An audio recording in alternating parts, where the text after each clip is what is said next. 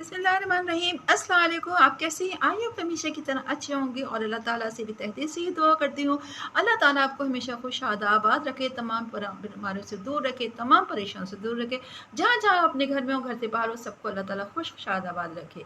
तो चलते हैं, आज मैं आपको बता रही हूँ कि आज मैं क्या बना रही हूँ।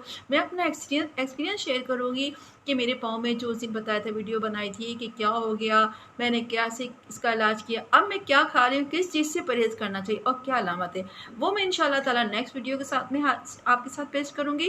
तो लिहाजा आप लोग मेरे चैनल के साथ जुड़े रहिएगा, बेल आइकन क्लिक कर लीजिएगा ताकि आपको मैं जो भी वीडियो पोस्ट करूँ आप तक मिलती रहे।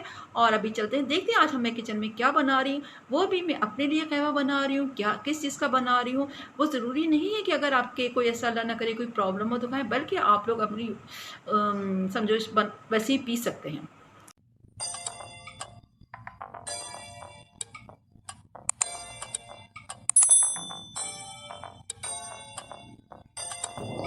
यूँ तो ऐसा लगता है कि कोई बीमारी हो इतनी तकलीफ़ नहीं होती, कोई मसला नहीं है, लेकिन जब खुद को होता है तो पता चलता है।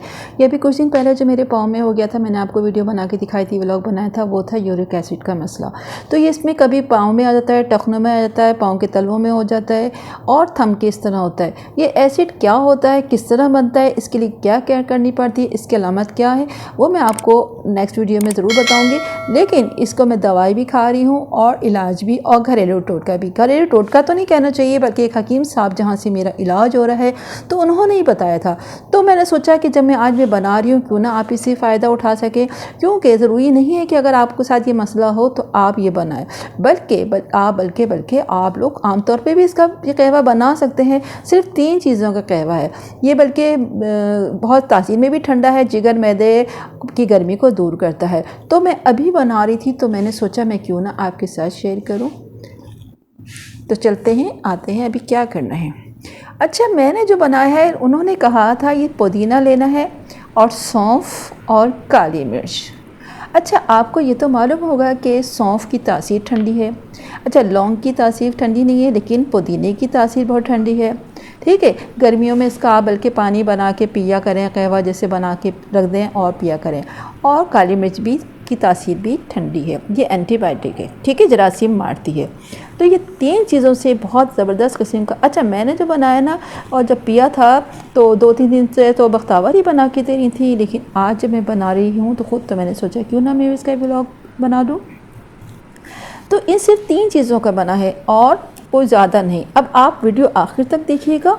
अच्छा, इसके लिए मुझे उन्होंने बताया था कि आधा चम्मच लेना है सौंफ, ठीक है, 7 पत्तियां जो लेनी है पुदीने की। ये देखिए आपके सामने मैंने इसलिए रखी है कि गिन लीजिएगा। हाँ, तो 2 अदद लेनी है काली मिर्च, ठीक है।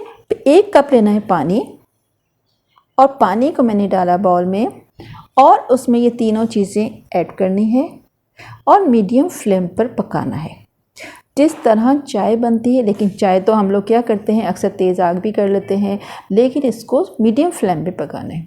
तो लिहाजा मैंने इसको स्लो फ्लेम पे पकाया, क्योंकि अभी तो थोड़ा सा बॉयल हो रहा है, तो बॉयल होने में तो टाइम लगता है।